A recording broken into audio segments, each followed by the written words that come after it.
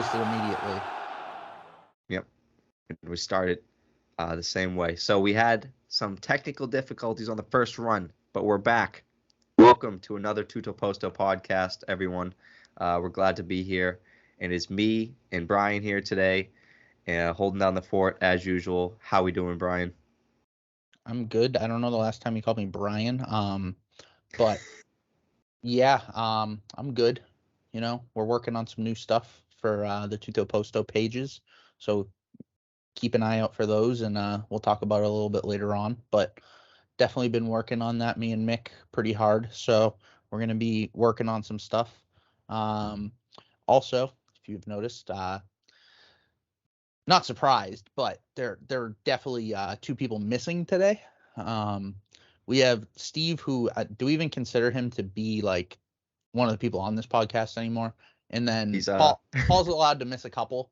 We'll allow it, but Yep. Steve just I'm convinced Steve just quit and didn't tell anyone. Steve said it to begin the year. Whatever last podcast he was on, he's here to cause chaos. I think the last podcast he was on is the one he showed up late to, but he has an excuse tonight. He's at the Red Sox game, and he's got a lot going on with his brother's wedding coming up. Congratulations to Bloodbath McGrath, Steve's brother. Yes, his first name is Bloodbath, so he's a legend. We'll say that. Congratulations again. And Steve has an excuse, but he's the chaos guy. He's not here tonight. Chaos is not what we're after tonight. I was saying it.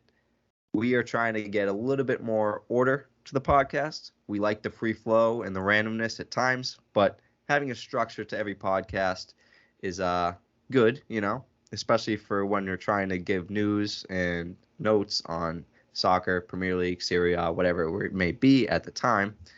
So we're going to try to mess around with that and give you a little bit more ordered news. And then, so today we'll be testing that. And like Beef said, at the end, we'll talk about all that we're working on and the future of Tutto Posto. So, Beef, we'll get started with some news. How about that? Yeah, absolutely. I'm ready to get into it. Yep. Okay. So, you know, just what's happening around the world, Europe, etc. We'll kick it off with the women's Euro, and it is the final now. It is England versus Germany, a World War II battle. Beef, what are we thinking on this final in England? It's not even a question. The men lost at Wembley. The women don't lose at Wembley. So, you know, it's just finals and Euros. I mean, the men have had a curse for a long time. I think the women are nasty. So also, the England captain is also the Arsenal women's captain. So, you know, big fan of the Lionesses, as they're called. Huge fan. They whacked Sweden 4-0. And some girl scored a back heel nutmeg goal, and it was nasty. So I'm all in, and I'm giving a 3-1 prediction. Wow, we even tossing out a prediction. But yeah, that was kind of my note. I don't like the fact that I know it's random and it just happened to be at Wembley, but I don't like the fact that it's at Wembley. I think it should be a neutral site. What is this bullshit? I think Absolutely it's absolute not. trash. What do you mean? Euros finals, Wembley? What do you mean? What's wrong with that? England hasn't played in both of them, have they? I know, but it's like it's just weird. I don't think that's allowed. This should not be allowed, in my opinion. I don't get what your issue is. I don't know what your issue is with it. Rigged, completely rigged. It's going to be predominantly England fans because traveling restrictions probably. I mean, I get what you're saying, but they also, I believe it was said that it would be at Wembley beforehand. Yeah, I know. It's all set out and it's all planned. It just happened to go that way, and England is in it. But I think it should change if that happens. I think it's too late because you sell tickets for it before like the tournament even begins. Very true. Yeah, I guess. And it's like the same thing with Champions League, but still, I don't like it. Yeah, I mean, it's a little weird. I won't lie. Back-to-back European finals at Wembley, the men's where England did lose, and then the women, and if they lose, I think I should just stop being an England fan because then I'm cursed. But basically, yeah, back to back at Wembley. I'm kind of down for that. That's all I'm gonna say. Yeah, I mean, I can't change it. They can't change it. I'm just saying. And then, so Paul had some talk about this. I think a couple weeks ago, England wasn't in the finals yet, but he was saying, would it be sad or good for England if the women win before the men? I think it's just good in general because England hasn't won anything since 1966. I will let you know that is when my dad was born. So Okay, it's been a they long time. they haven't won anything since the World Cup in '66. So I think any win is a good win for England. Yeah, I think it's like similar to the U.S. women's team, like winning all the time, and the men's just stink.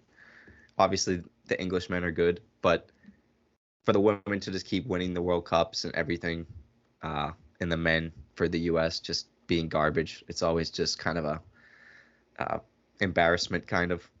Not that it's truly embarrassing, but it kind of is for the men. So I think it would be funny on the men's part in England. Well, we're gonna win the World Cup next year, so it's okay. Okay, we'll And yes, see. I'm saying we because I'm a part of that team. Yes. Nope, I think I won't say. I'll say one thing. South American team will win the World Cup this year. Too hot in Qatar. No. Yep. Brazil. It's Brazil's year. But we move on. The latest on Cristiano Ronaldo's transfer. It seems like he really wants to leave, and it's only gotten worse as time goes on because he might be putting Man U in a huge hole with little to none time left in the transfer window. But Atletico Madrid was one of the latest links, and they came out and said, we do not want him. Even if he guaranteed us a trophy, we would not accept it. He was the true rival of them for years. It's a good response, even though it's kind of not completely accurate. I'm sure they'd take a trophy. I mean, And he did tell Diego Simeone to suck his dick when he was on Juve, so pretty true. much he didn't say it, but he showed it, you know. Yeah, Although it was Simeone clear. did it to him first, so I mean it was kind of like a rebuttal, but it was still hilarious. Yeah, so I mean, I don't see that happening, even though, I mean, can't count anything out, but it doesn't look like that will happen. I also saw that he could be going back to Real Madrid. I believe it was said that they're done with spending this transfer window. They will not be getting anyone else. And I think the president Perez came out and said that it won't happen, but it's not a solid statement from him, so you never know. I think that would be cool, but he'd kind of be playing second fiddle to Benzema now, and Vinicius is on the left. I'm not sure if he'd change positions or they really need him to. What do you think, Beef? I just don't think he can go back there. Like not because he left, strictly because like if he goes back there, I think he's gonna be like, I'm the starting striker. Yeah, It's me, and it's like it's not your team anymore, man. You left. They just won the Champions League without you, and pretty much it's just like this isn't your team. Benzema, I believe, is the first team captain now because Marcelo is gone. So he's going to be the captain pretty much every game next year. So that's one of those things. It's his team now. yeah, and I just don't see him wanting to play on the bench or even like just half the games or whatever. And I mean, he'd have to probably take a pay cut. The main thing with him is that he wants Champions League football. Don't blame him, but the options are kind of limited, and they're getting more limited as time goes on. Chelsea obviously said they didn't want him pretty early in the window, and I don't know. I think who did I see? Sporting CP was the last one I saw. Sporting Napoli, obviously for Paul.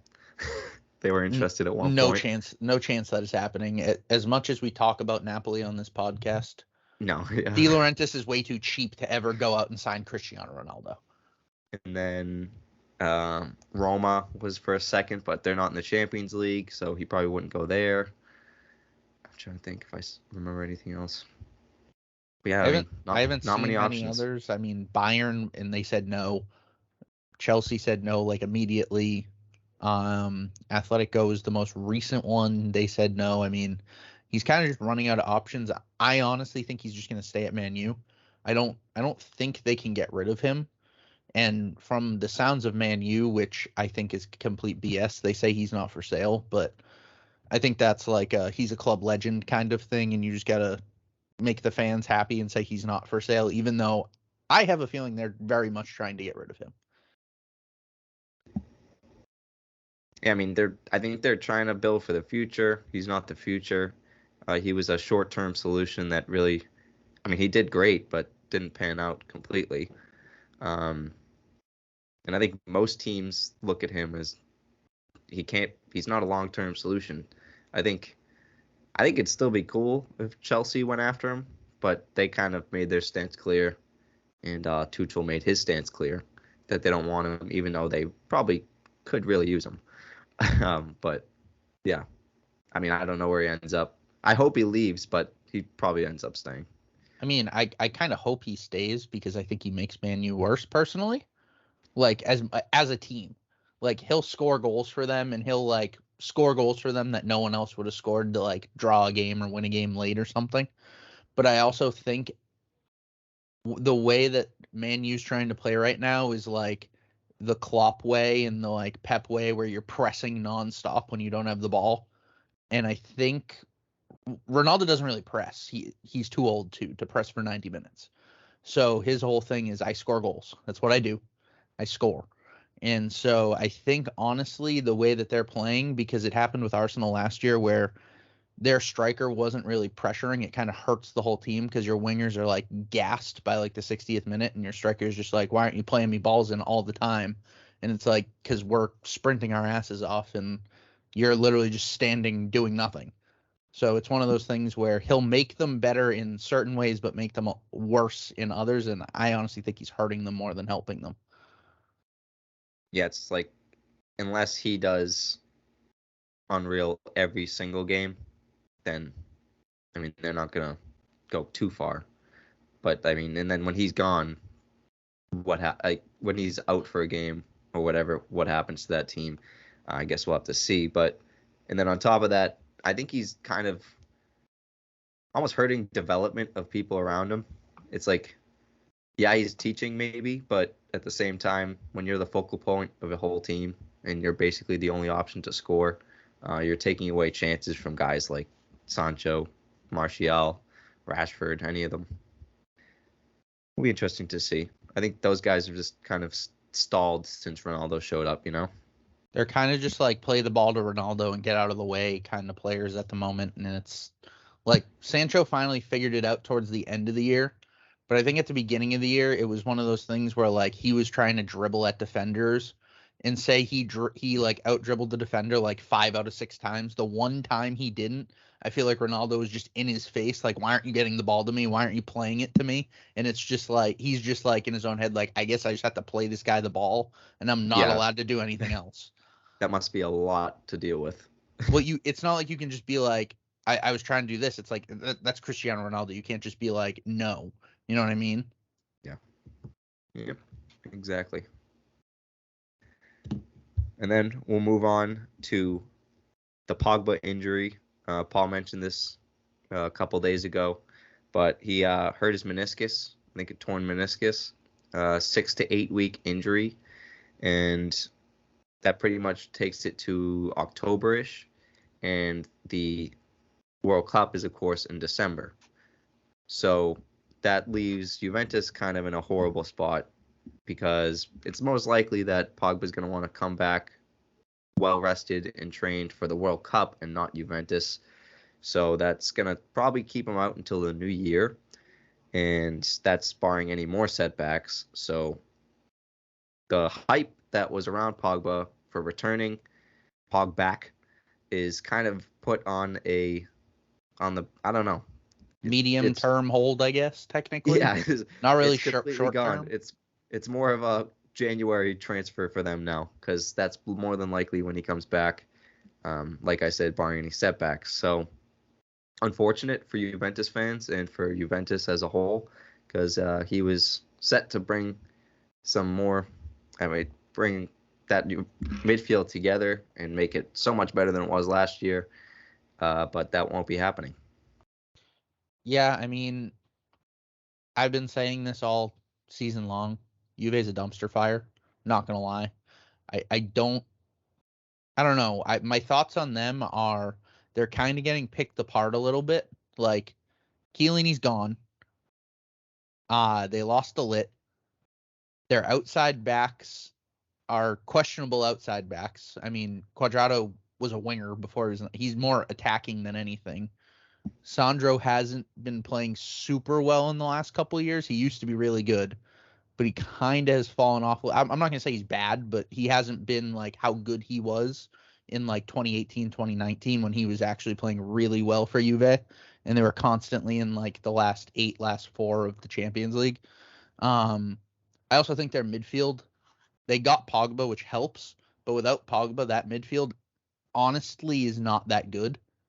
Like their couple big signings that they signed, like Arthur, barely plays for them. They signed him for like 76 mil from Barca.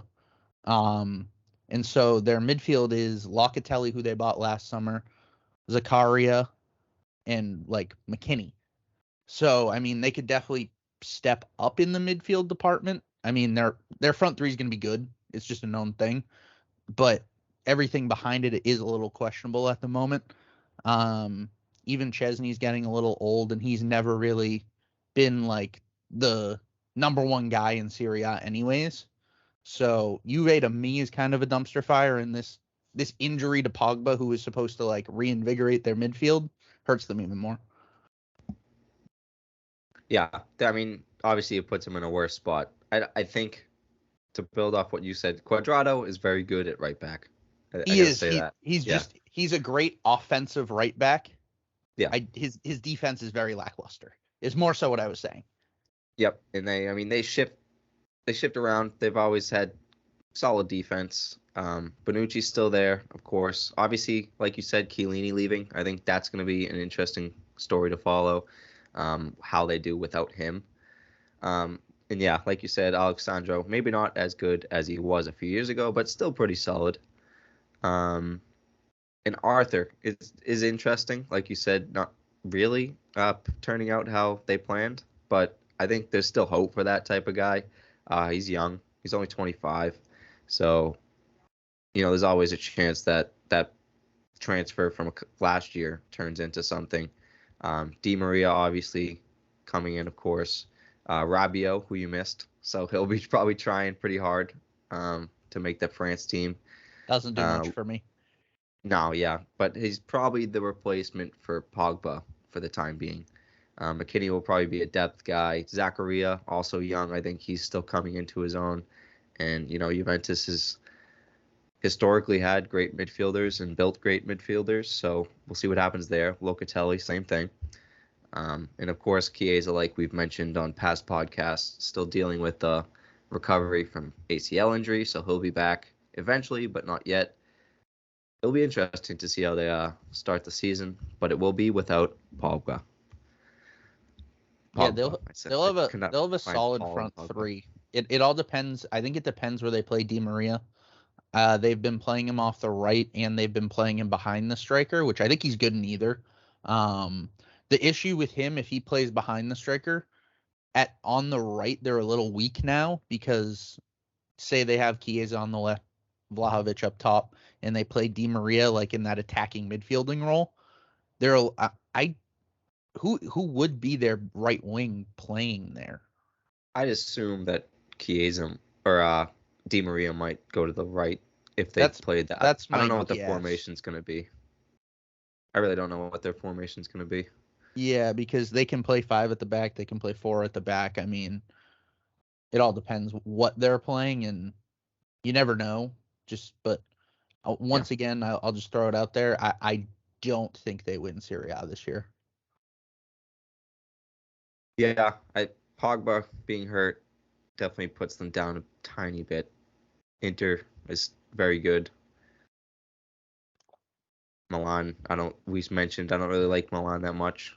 No, I no think they'll changes. I think they'll be a little bit worse than last year, but I think Inter got a lot better from last year. So I Yeah, think that's a big difference to me. yeah. Inter is clear in my mind. Roma obviously taking a step up, but we'll have to see what they do because Dybala's got to prove it. So, but yeah, I mean, I think Juve is on the comeback, but not quite there yet. And they need all their players healthy, of course. A Yeah, healthy they're squad is a different yeah, squad. for sure. And then speaking of Roma, we got Dybala and his great welcome. We mentioned it last podcast. This is one of Roma's biggest signings in a long time, and they proved it. They are excited for him. They had him at out in the streets, a huge welcome. The video was posted on Twitter at the Tutto Posto by Paul. He was excited for it, and Dybala was just soaking it in. But that was something to see. That was fun. Yeah, I'm gonna go out there and throw this out there. That may have been one of the coolest introductions of a player I've ever seen in any sport ever. I mean, most people when they do their like whole unveiling thing and stuff, they do it inside the stadium, and you just see these guys like doing like keepy ups like in front of a bunch of fans, and it's like okay, you just get Dybala wearing a Roma jersey and like jeans standing in front of the Coliseum, and it was just insane. They had the flag shooting off the entire back of the Coliseum, and they had basically what it looked like to be the entire city of Rome there.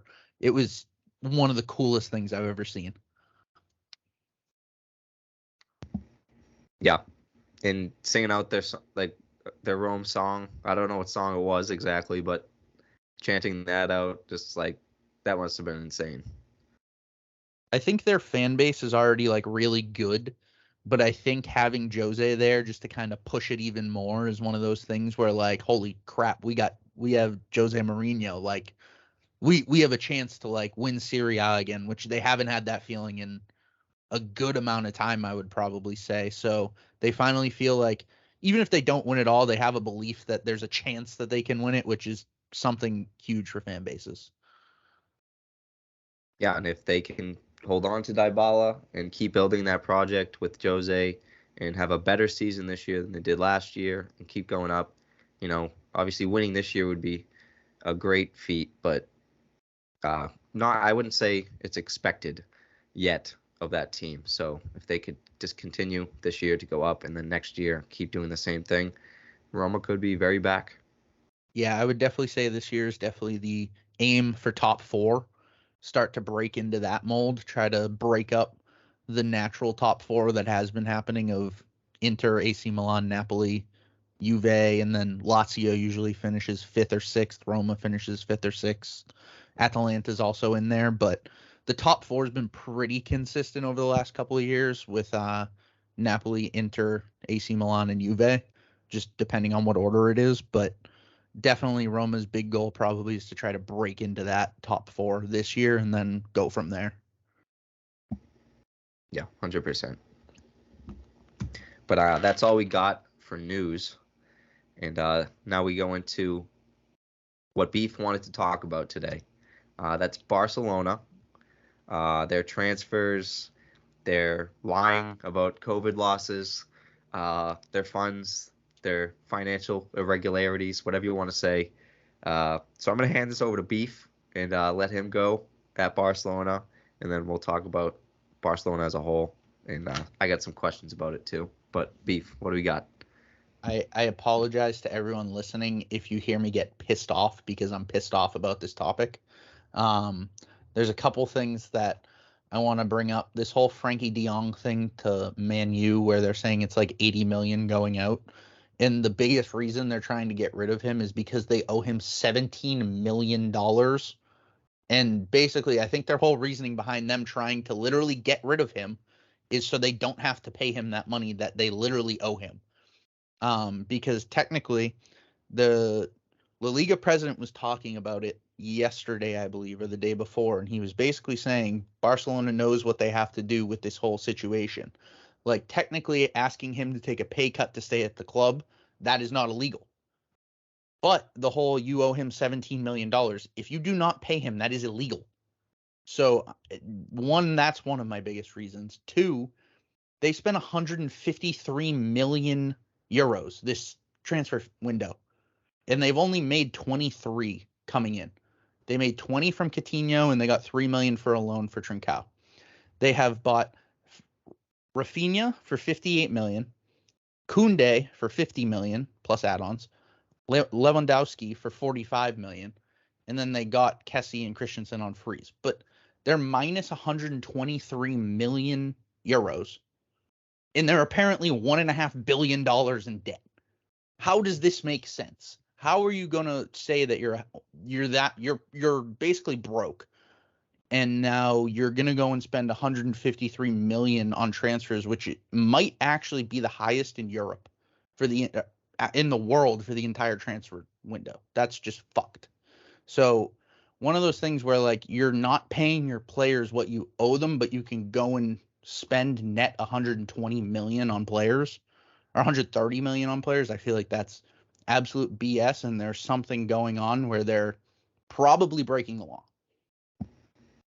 Yeah, I mean, it was before the transfer window started that Barcelona said that they were in a financial hole, and then like whatever their accountant's been doing has been fucking them. And then they have to register these players. That's all you keep hearing is they have to register players. So like you don't have to pay them until you register them, something like that. And then I can't see how they get out of not paying De Jong that money, even if he is moved. That'd be an absolute sham, and probably why he doesn't want to leave, because he might not get that money. I don't know exactly how that works, but agreed with you, Beef, that something might be going on here, and they were already in a hole, and they're putting themselves further into a hole.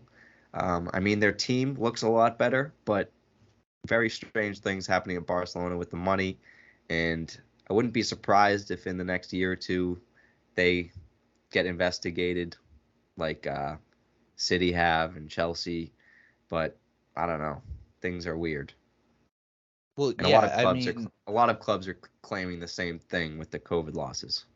the weird thing about La Liga is they have a salary cap, so they have to register players, which is really weird. I don't know why the hell they did it. I think they might have been bought by like an American ownership group or something, like all of La Liga.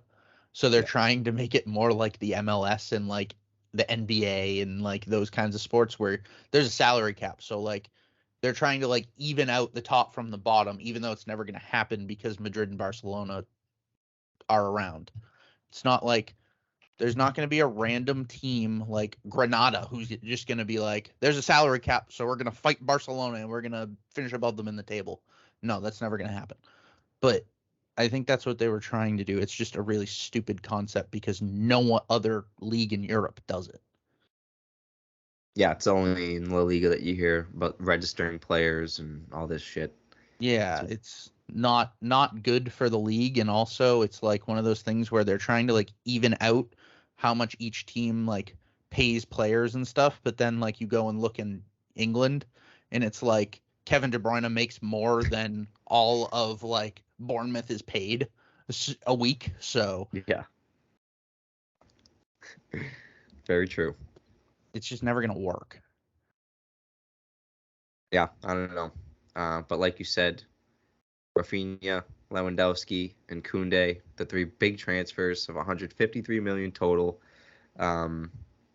Completely, that's total of what they spent on Coutinho in one purchase. So a little bit smarter spending on their part, but very fishy. And I guess we'll go into how they line up this year now with all these transfers. And I think we mentioned it when I talked about Barcelona versus Madrid a couple podcasts ago. But this definitely gives Barcelona a bit of a boost with Koundé coming in. The defense was where I said that they lacked, and this is what they needed, I guess. Yeah, I mean now they have Lewandowski up front. Midfield's obviously pretty solid, and Koundé is a big boost to the defense.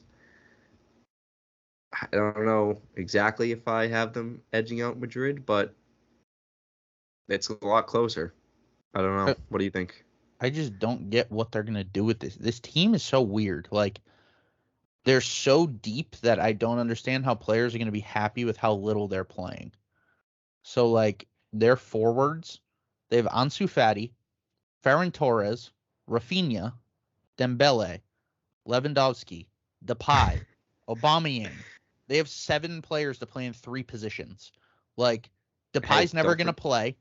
don't forget Martin Braithwaite. No, he's never playing. Memphis Depay's literally never gonna play. He might Uh, leave. I saw he might go to Juventus. Aubameyang's not gonna play a lot unless someone's injured. I don't see him edging. He's never gonna play over Lewandowski just because. I Yeah. mean, he's not as good a player. Um, they're gonna be weird because I think they paid whatever they paid for Rafinha. I think it was like 58 mil, Yeah, it was like and something like that. he's literally gonna play in like 15 games this year because Dembele's going to start over him. Dembele's a better player than him, and he's been playing really well in preseason. So also Dembele can play on the left or the right, which helps him even more. And then Ansu Fati's starting on the left when he's healthy. That's just they're Barcelona, and that's what they're going to do. I promise you. I disagree with that one. I think Dembele definitely is going to be a starter. He picked it up end of last year and is, like you said, playing well. So Rafinha might be in a hard time, but I think they like Ferran Torres a lot, and I'm not sure Ansu Fati goes right back into the team once he comes back. He's still young. I think he's going to have to prove it. That's their guy. Trust me. No, I know that's what they want for the future, but with all those guys you listed, I don't think he gets in. He's their guy because he came through their academy, and that's their biggest thing. They love saying, "Oh, that guy came through our academy. He's from Barcelona. We like this guy." Yeah, he'll get minutes, he'll play, but I don't think he goes right back in. He's Their only midfield's 19. gonna be their midfield's gonna be tight too, especially if De Jong stays. Yeah, if De Jong stays, that's a big hit or a big plus. Pedri, Busquets, of course, Kessie, Gavi, Pjanic is still there. Gavi's really good. Yep. So, They got a I mean, lot yeah, of players. I mean, they they're a solid currently team. currently they have one left back and one right back, and that is all they have. They have Alba and Dest. That is all they have for left back and right back currently. which Yeah, is which is weird to me because I feel like they're so like heavy in so many positions, and then they're just like, yep, we got one left back, one right back, and if they get hurt, we'll just play like a center back at left back or right back probably. yeah. Like Christensen, I don't think is probably gonna have a starting center back role anymore with Koundé coming in, so he might be able to move outside. We'll see. Yeah, maybe. I mean, there's gonna be some people that like their starting back is probably gonna be Ronald Araujo and Koundé is my, and then PK will obviously slide in there. He's not gonna be an every game guy though now. I don't think. I think he's getting up there in age, and he's still good, but I think they're gonna play him like that Chiellini feeling, Yeah, like how Juve used him last year and the year before, where he's gonna play 18 games in the league and he's gonna play every Champions League game if they want him to. That's going to yeah, be their thing. They're going to rest him. He's going to play like 25 games next year, and he'll be good. yep. Barring any other injuries to anyone else, but yeah, I mean Koundé, huge boost to the defense, and yeah, or Sergio Roberto's an outside back, correct? Oh, true. Yes, he does play outside back. He's Yes. decent, but yeah, it'll probably be a battle between him and Dest. I have one more point I want to bring up, and it kind of has to do with Barcelona, but not fully, because I want your thoughts on this. Yep, As a I got a Chelsea question for you fan, too.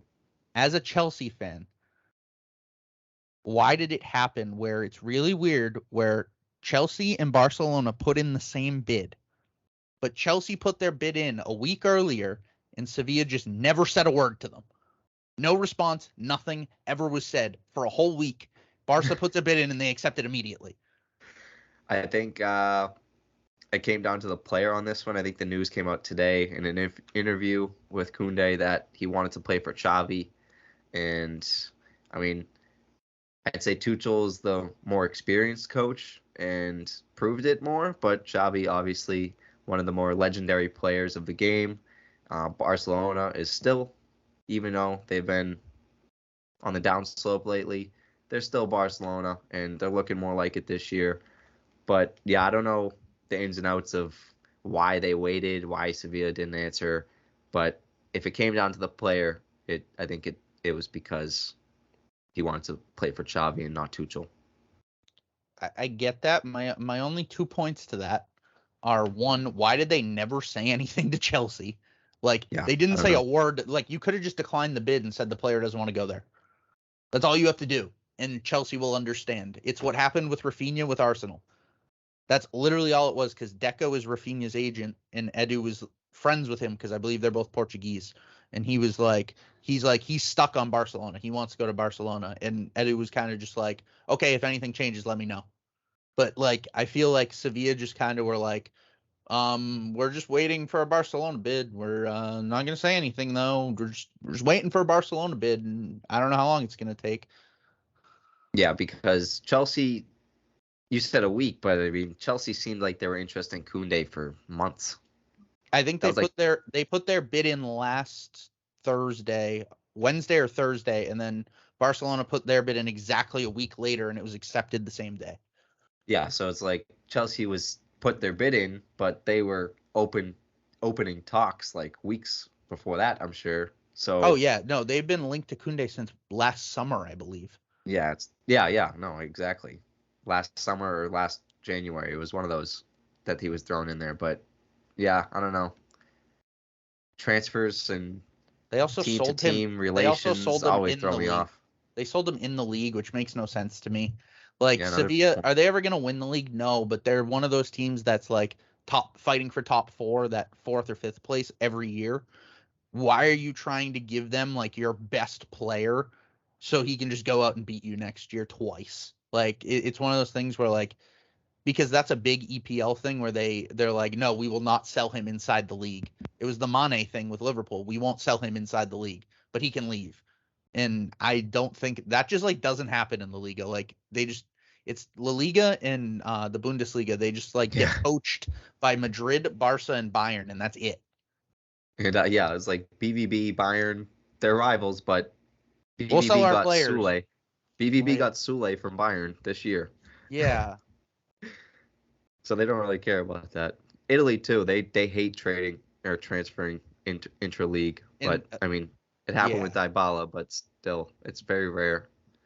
that was more of like a free agent walk, and I think he wanted to stay in Italy more so than anything. But um, it's just weird to me that players can like I doubt on any note if like AC Milan and Inter Milan, they would never like do a transfer together. If someone leaves on a free and goes to the other club, okay. But Yeah, to go back and think like, when was the last time AC Milan or Inter Milan sold a player to another player to the other club? yeah, Like, yeah, no, that doesn't happen. yeah. It's like the only Chanaloglu was a free. All those players, Um, Mkhitaryan's was a free. yeah, I can't think of any. It's like one of those things. It doesn't happen in Italy and it doesn't happen in England. Yeah, very rare. The other leagues just don't care. And then a couple other little things on Barcelona. Um, Obviously, they swooped that deal from Chelsea, and it's a bummer, but I still think Chelsea's going to go after another defender. Kimpembe is set on staying in Paris, so that's an unfortunate loss again. Koundé swooped, like what I said. So that's two of their transfer targets done, but it's still 2 weeks left in the transfer window, and the rumors are that they want Fofana, and they're willing to put in a $55 million bid. Skriniar, which I think is preferred in my opinion, and same around the same price. Or no, I mixed that up. 55 million for Skriniar, but they're probably going to ask for a little bit more. I think Fofana was 95 million, but obviously that's just a ballpark I don't want, number. yeah, like I don't want to sell him to you. Basically, I'm Yeah, gonna give you a that's fuck a you number. that's a Leicester just throw it out their number and see if they take the bait. That was But the CP to Arsenal for Zaha number where they were just like, yeah, we'll tell you this, and if you want to pay it, go ahead. Otherwise, no. or the Harry Maguire to Man U number that Yeah. Man U bid on. But I mean, Fofana's very good. I think he was injured last year, but obviously a very good young French center back. Skriniar, proven it. He's a little bit older, not too much. He's still like 27, I believe, though. So that's, I think, in my opinion, who should they go after?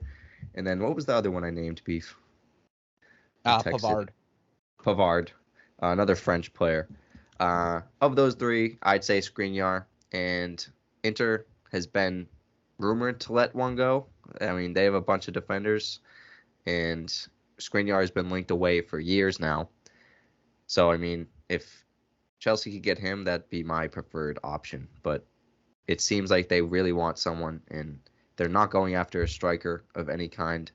They may lose Werner, so we'll see there. Werner linked to Juve. We won't go back to Juve, but he's linked there. But yeah, I mean, that's a little thing there. And then my last question on Barcelona was top scorer of the league, Beef, Benzema, Lewandowski, or someone else? Lewandowski, and there's no questions asked. I You mean, think? that guy just like what I'll say is Benzema, like he can score goals, but he kind of does everything. Like he's not the kind of guy who's just like, I'm gonna go and score 35 goals this year, but I'm gonna have 3 assists. I think Benzema had like 14 assists in the league last year, and he was the top goal scorer. Yeah, So Benzema's more going for like a double-double, you know? he's He'll the get, kind he'll of get like guy 20-20. like him and Lewandowski will have like the same, probably have the same like points in the league, I would say, but Benzema will probably not score 30 goals. He'll probably score like mid to high 20s, but he'll also have double digit assists, whereas Lewandowski will score probably, my guess, low to mid 30s, and then probably have like 4 or 5 assists. Yeah, I think he had 35 goals in Bundesliga last year. I'm not sure he hits that again, but yeah, I'd say probably guaranteed over 25. But yeah, not many assists. He's a like a Harry Kane-esque striker that's just tapping in goals and making shit happen. But yeah, not many assists. Yeah, I mean, I would like Benzema is definitely a striker, but he showed it when he played with Ronaldo. He can play more as that like fallback number 9 a little bit, like more like a center forward when he needs to, and just feed whoever he needs to feed. Like he's a great passer, and he's also the GOAT, so he's still the best striker in the Liga, and there's no questions asked on that. Benzema over Lewandowski, don't question me. Just ask me at the end of the year who has more Ballon d'Ors. Thank you. That's all you need to know. True. We'll see. If Benzema doesn't win the Ballon d'Or, I'm never watching this sport again. Never. I think, yeah, I mean, I'm pretty sure he's got that locked up, but we've seen crazier things. And then to end the podcast, sort of a new segment, we're gonna take some questions from Twitter. Usually this would be Paul's area, but I tweeted out earlier this afternoon. Ask us some questions, any type of questions. Me and Beef today. So it doesn't have to be just soccer. If you want to ask us about something personal or whatever, go for it. But we got a few, and they're all from me. So laugh that off. But people, ask us questions next week, okay? Ask us questions. Look out for the Twitter at the Tutto Posto. So Beef, first question. Preseason, obviously, we got maybe some transfers to come, but preseason Champions League winner. Who do you got? This is tough. I got the odds up if you need help. I think I know what your answer is going to be, and I think I disagree with it, is what I will say. I think the favorites are probably either PSG or City, would be my guess. I'm actually going to go PSG. I think they've had a very, very sneakily good window, and they've kind of gone away from the whole, we're bringing in the big names and only the big names. That's all we're doing. It's more so they've had a really good window, and it's been very quiet. They haven't really spent a ton of money, but they've brought in some very good players, and their front three is still Messi, Mbappe, and Neymar, which is by far the best front three in the world, and no one else is even close to it. I mean, I'm going to go PSG just because I think they're still really, really solid, and they've bought a couple of very good players that they brought in, and they also have two really good goalies. So if one's not playing well, they can bring the other one in. I mean, I think Donnarumma's definitely the one now, but it's never bad to have a really, really good backup goalie in case like there's an injury, anything like that. I mean, just on top of that, but I'm going to go PSG. Yeah, I think that's a good choice. Obviously, like you said, Neymar, Mbappe, Messi. Neymar was linked to leave. He stuck around. Mbappe was linked to leave. He stuck around. So they retained those guys. Still got Verratti in the midfield. Defense, obviously staying solid with Kimpembe sticking around. Sergio Ramos, two goalies, like you said. I think, yeah, they're definitely one of the favorites to win. City, obviously, would be the favorite to pick. But I'm not going to pick based on favorites here. I'm not going to lie. It's going to shock you, Beef. Before you say it, I thought you were going to say City, and I had a response to it, but I'll let you go first, and then I'll explain City. Yeah, City is the clear favorite. I mean, they signed Haaland, and nothing else changed. Their team's unbelievable. But I'm not picking City, and I don't. You said you knew who I was going to pick, but I don't know. I thought you were going City. That was my reasoning. Okay. No, I am picking Inter. This is biased too. I'll admit it. Inter. I want an Italian team to finally win. I think Inter has only gotten triply as better after winning the league 2 years ago. Obviously, they've had their struggles in Champions League in the past, but Lukaku, Lautaro Martinez, the midfield, the defense is still solid. The goalie is unbelievable in Handanovic, and they signed Onana. So they have technically two great goalkeepers. It's going to take some luck, but, they're plus 3,300. They're top 10 in the Champions League odds. That's my pick. I mean, I'm not against it. I'm not going to say it's undoable. I mean, I think they're a good team. Do I think they're going to win? No, I don't think so. But that's where I'm putting my bet. Can it happen? It's good value. Good value. Yeah, good value. Yeah, absolutely good value. But I mean, At the same time, I just feel like it's like one of 5 clubs in my head that can win it, and that's it. I think there's some clubs that are just too good. And my reasoning for not picking City, and I will explain this now. The biggest thing, and I picked City last year to win it, and the biggest reason I picked them is because they were the deepest team in Europe. They're starting to lose that depth. They bought Haaland, but you got to look. They lost Zinchenko. They lost Jesus. They lost Sterling. They're starting to lose some of that depth on the wings, up top, randomly. Like, they're just starting to lose it a little bit. I mean, they have a bunch of their players that are still linked to leave randomly. Like, Bernardo Silva's been linked all season, or all offseason, to go to Barca, which I won't bring that up because Barca's apparently broke, but we won't go back to that. But I just think they're starting to lose that depth, and now if an injury hits them, it might actually hurt them. I think it's one of those things where last year, if a Raheem Sterling got hurt, they had 4 guys behind him who are just as good as Raheem Sterling to fill into that spot. Now it's starting to get a little thinner, and they're not bringing a bunch of like big names in. Like, they brought a couple good names. They brought in 2 strikers. One of them obviously being Haaland, who is known for just being unbelievable in the Champions League.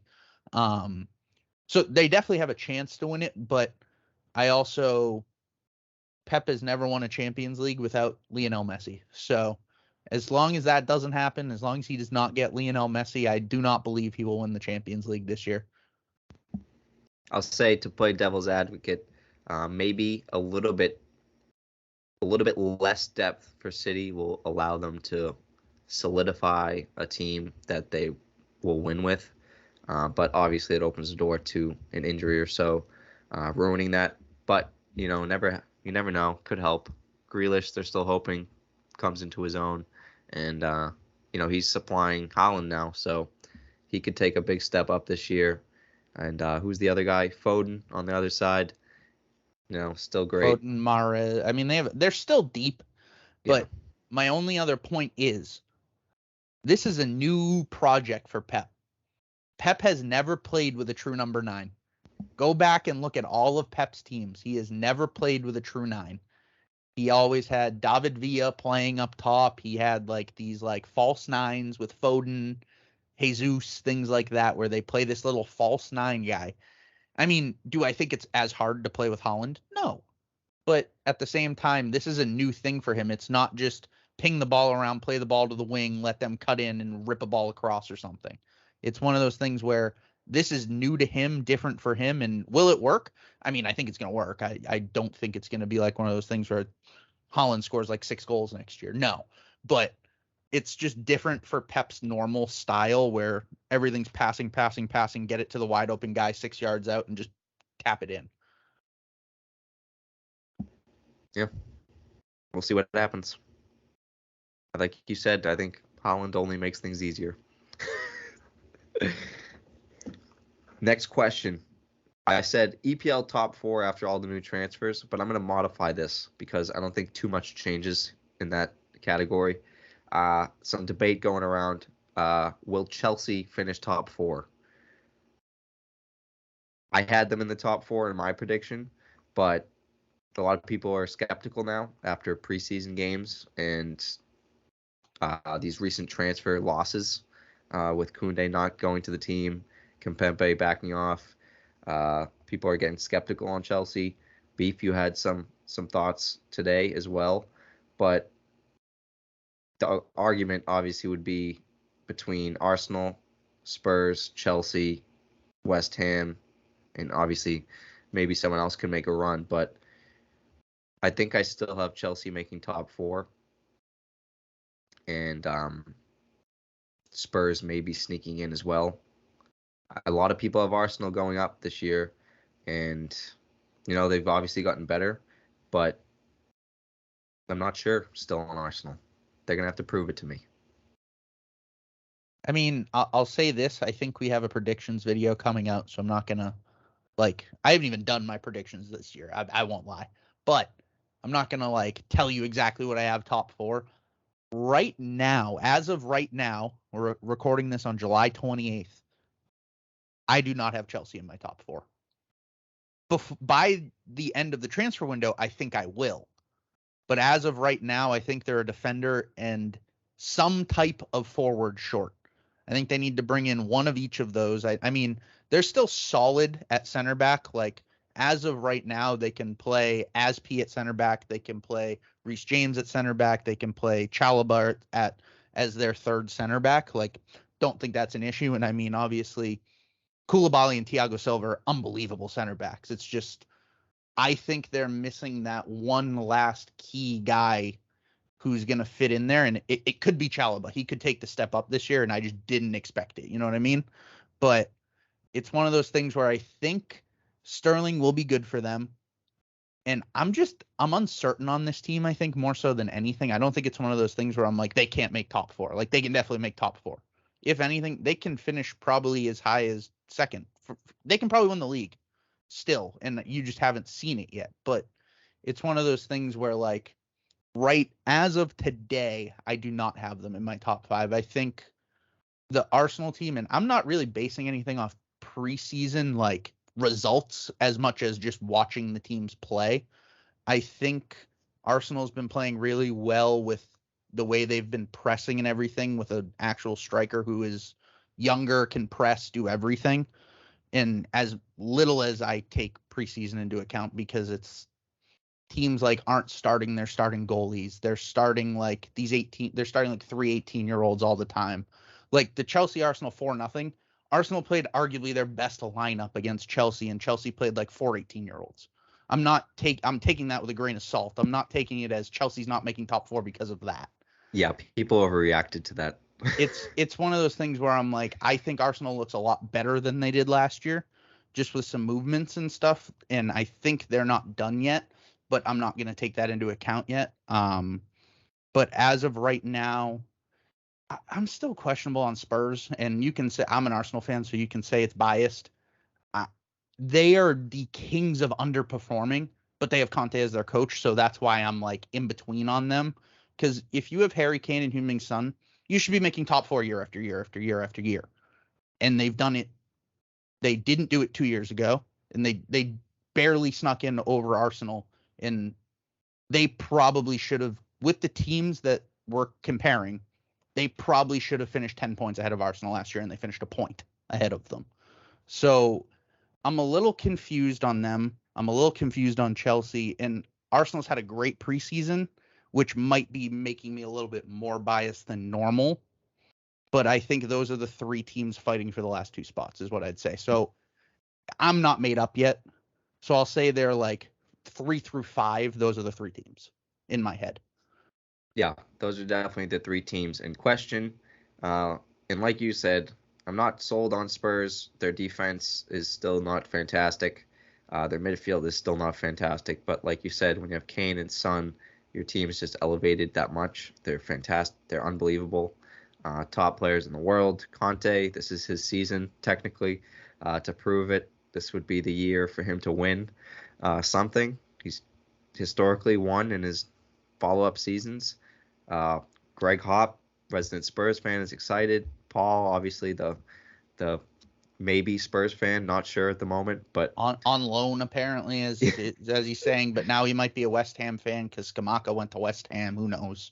Yep. But so yeah, like Spurs, it's a toss-up there whether they'll be good or not because you got to defend to win too. Obviously, they won't be bad defending, but I don't know if they'll be top in the league. And usually, best defense wins.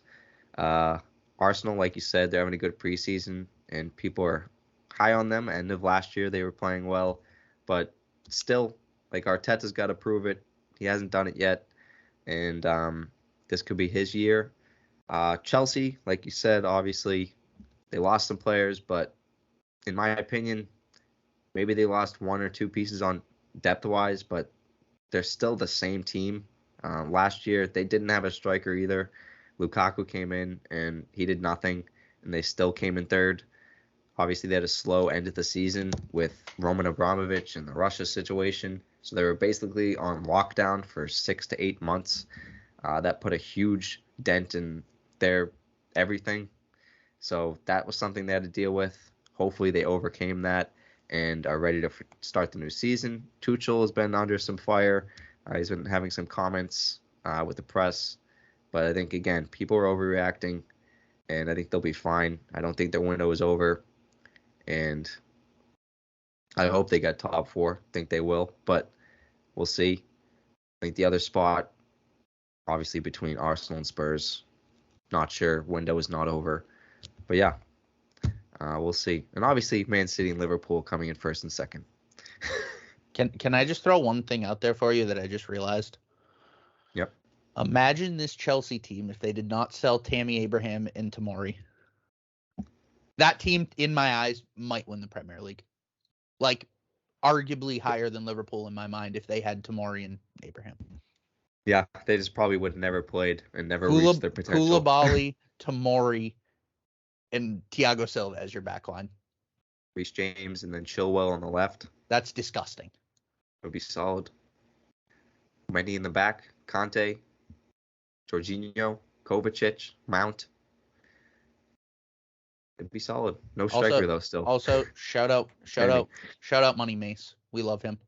Me and you love him. The other two people on this podcast for some reason hate him, even though Money Mace is absolute money. They don't hate him. They've came out to say they just don't like his name. They actually like the way he plays. I don't know. He's really good. He's good. He's great. And he might be relied upon this year quite a bit. So we'll see what happens there. And then last question, just for beef. Is the Beef v Spoots rivalry still alive? I kind of think I want your take on this before I answer. I have my answer, but I want your take on this. I think the Beef v Spoots rivalry is very alive. For those who don't know, we have a Clash of clan called TMNT, and the Beef v Spoots rivalry is alive and well in there. Clan wars, there's always a battle between Beef and Spoots on who gets most stars. whether Beef knows it or not, because Spoots texts randomly. But there's a battle going on, and it's very much alive. Obviously, and fantasy football is coming up, so watch out for that too. I have a couple comments on this. Yep. One, how are you going to compare me in Clan Wars to him when I'm like top 4 every war I'm in, and he's the like 12 or 14? Sorry, whatever he wants to be. I don't know. Well, he's probably not going to listen to this, but Beef, he thinks you have like 4 accounts on the clan. Yeah, apparently, because Steve has one. You're the one who has 4 accounts in this fucking clan. Beef, Not yeah, me. and I have news for you, but keep going. Okay. Second of all, for those who have not known, because I don't know if it was even ever brought up, maybe last week we brought it up, but I did beat Spoots in the fantasy football final last year. So I think the rivalry is alive and well. I think we're back. And I mean, randomly he'll take shots at me, randomly I'll take shots at him. That's part of the rivalry. But I mean, it's one of those things where I don't think it's ever gonna die.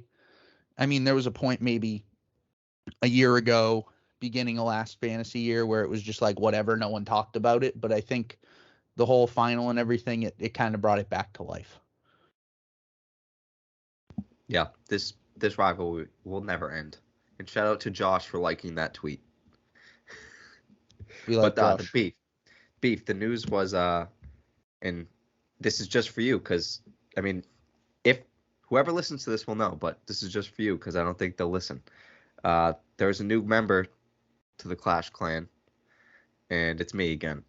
So I have 5 accounts. You made another account? I made an account for my Michelangelo Lifts page. Well, So that one's obvious. That one's obviously you. I just saw the name of it. It's Kawabunga. Yeah, but no one knows. That should be the most obvious thing in the world. You post stuff about TMNT 12 times a day on your Instagram. Are they blind? Yeah, but there's no link. There's no linkage. Maybe it's just some random guy. Yeah, I mean, I play on one account. That's what I do. I don't play on multiple accounts. I mean, if Spoots wants to think I do, I don't know. Yes, Spoots thinks that you are Beef 835, Beef, and Beast. I have 2 Town Hall 10 accounts. Okay. That would be something, really, is all I'll say. I mean, there's a couple moments that I want to mention that, but I also think this is a pretty good segue. I did tweet mid-podcast to the Tutto Posto account, and I'll even ask the question just because I know what it is. Who's winning the fantasy football league this year? Wow. That's a good question. It's a loaded question. We haven't drafted yet. No one's really done anything yet, so this is just a toss in the dark. Me and you did this last year on a fantasy football episode on who we thought would win. I'm pretty sure I picked Slice, even though it was before the draft. Yeah, you picked me. And I don't know. We said it last pod. I'll say Paul because it caused so much chaos. I mean, I would love for Paul to win. Yeah, it's like I want myself to win, but if I were to pick anyone else, it's Paul. Yeah, I mean, I won't pick myself because like I won it last year. But I mean, it was one of those things where typically at the end of the year it comes into there where it's like who has the best waiver wire pickups like weeks 10 through 14. That's what it turns into. And every time you won, it always ended up being like you picked up Ryan Tannehill and he got randomly hot at the end of the year. Things like that. Like I picked up Amon-Ra St. Brown in week 10 and then he just went off all 3 weeks of the playoffs. I mean, yeah, it's like you either have to do that or you have to capitalize on the one huge running back injury that happens in like week 2. Yeah, where you just get the backup because you're first in the waiver wire. Like James Robinson or like something like that. Yeah. It's one of those things, but like I would love for Paul to win if you may not know, Paul is retiring from fantasy football after this year. I would love for Paul to win, reason being the madness would be hilarious, but he doesn't pay attention enough after like week 4. He loses like the first 2 games and goes, okay, I'm done. I'll just play whoever. He looks at buys and doesn't pick people up, just like puts people in there that are off buy and stuff like that. This year, it's a weird one definitely. I don't think I'm gonna go Slice this year. He hasn't proved it to me yet. Anyone who mentions the words "this isn't my big league" anytime doing it throughout the whole year, you're never winning. I'm sorry, it's not allowed. Um, I think I'm gonna go Craig this year. Craig's always got a very solid team. Great fantasy football player, knows his waiver wire pickups. I'm gonna go with Craig. He was the winner back in 2015. Long time. First name on the Yep. trophy though. He's always been good though. As of right now, he's one of 3 names on the trophy because my name is not on it, and actually one of 4. Sorry, because Paul wrote his name in twice. Yeah, we got Craig, me, Steve, me, Spoots Beef. Yep. And it might be coming to an end this year. Yeah, I don't know.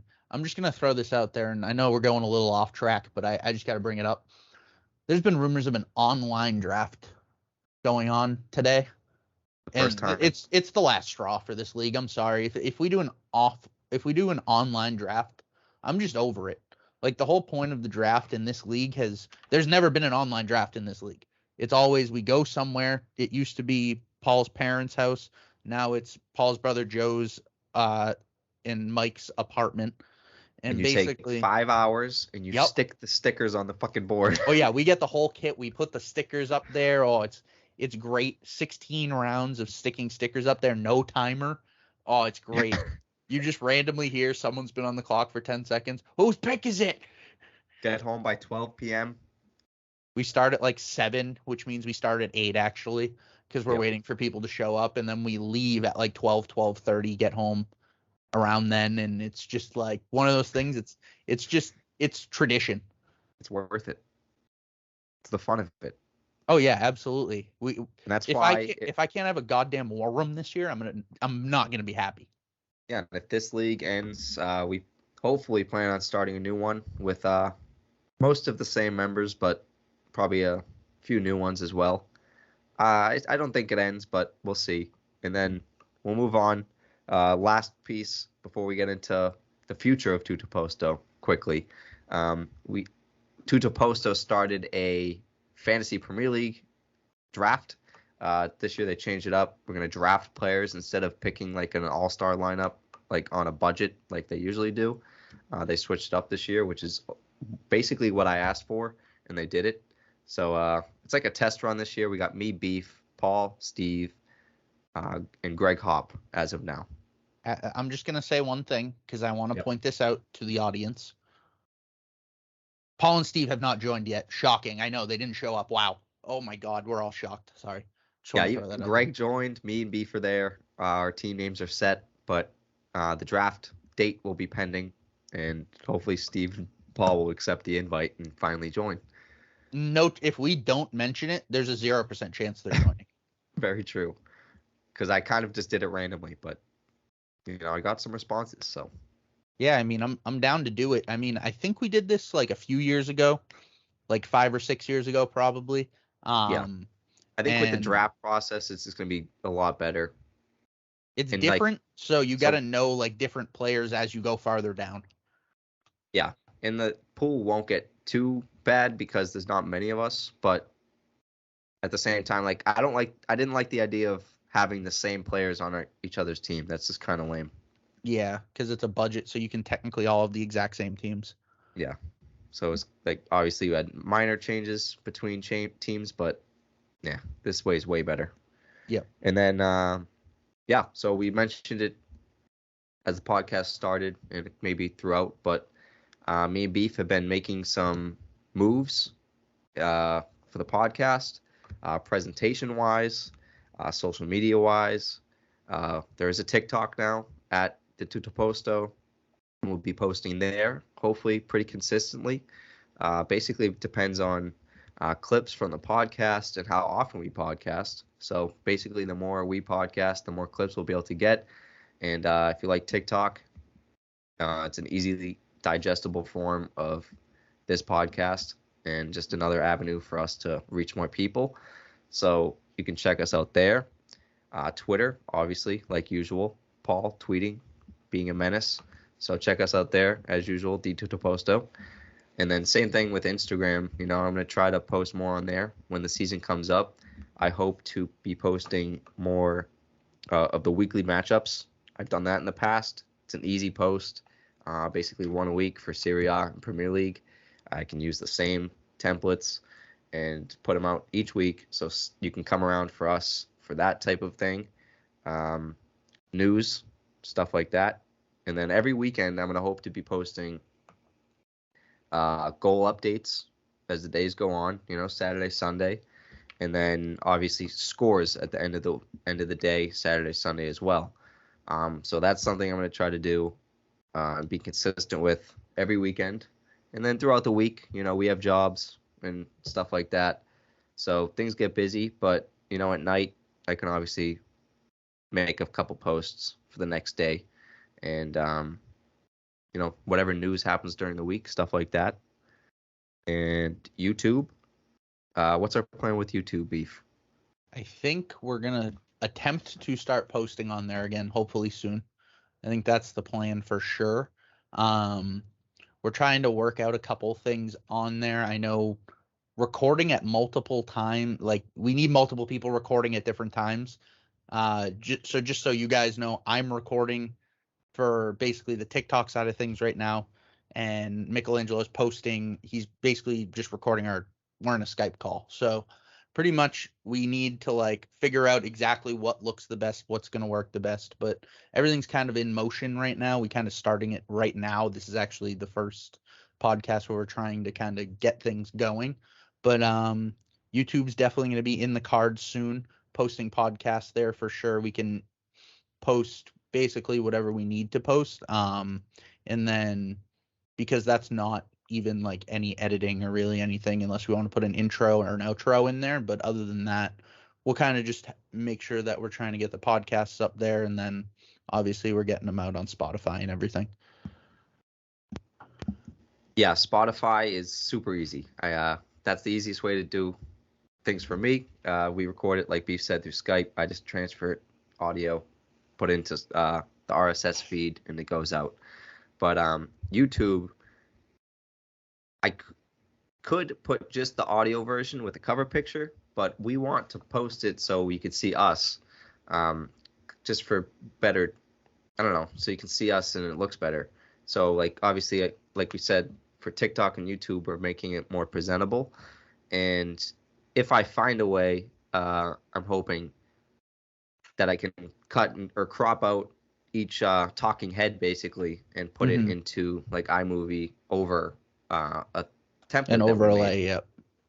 So that's the plan, and if we can figure that out, we will have Beef with the TikTok recording, me with the YouTube, Spotify, super easy, and then Paul TikTok or Paul Twitter, and me with some Instagram stuff, and we'll have like all facets of the game covered, and whichever form you like to listen to, you can check it out. That's basically the plan. Yeah, and I mean, the only thing that's weird with posting to YouTube and TikTok, they're different formats. So like one is going to be more of a landscape and one's going to be more horizontal. So it's a little bit tough to do both at the same time, as both of us are literally recording right now. But it's a little different. So it's a plan in motion. If anyone has any ideas, feel free to tweet us, do anything, comment on anything. We'll see them. But I mean, obviously, if there's a way to make this easier on us, that would be great to know. But we're kind of just a plan in motion at the moment. Yeah. And I guess that will be it for today. And I have all the socials ready to go. So it's nice and easy. And we got the Tutto Posto on Instagram, TikTok, and Twitter. And then YouTube, the Tutto Posto as well. Me, Michelangelo. Instagram is Michelangelo Lifts. TikTok, Michelangelo Lifts. YouTube, Michelangelo Lifts. And Twitter is Mick Lifts. And then Beef is Bylock15 on Instagram and TikTok, and Plo Koon on Twitter and Twitch. Paul said just follow us if you want to find us. And Steve has no social media. Yeah, Steve has literally 0, and Paul got locked out of his Twitter, so he now uses the Tutto Posto Twitter full time. Yep. And if basically, aside from the soccer podcast that we do, if you enjoy gym stuff, follow me at Michelangelo Lifts. And if you like video games and Arsenal, follow Beef on Byluck at Byluck15 and Plo Koon, like I just said. But thank you for another good podcast, and we'll catch you on the next one. Like Beef said, we might be doing some final predictions heading into the season. Premier League is starting up, Serie A is starting up, and actually, shout out to the English Championship starting up this Friday, tomorrow. Soccer is back. And we're back better than ever. Exactly. So thank you again, and goodbye. We love you. Ciao, Ciao. bye. Ciao, bye, ciao.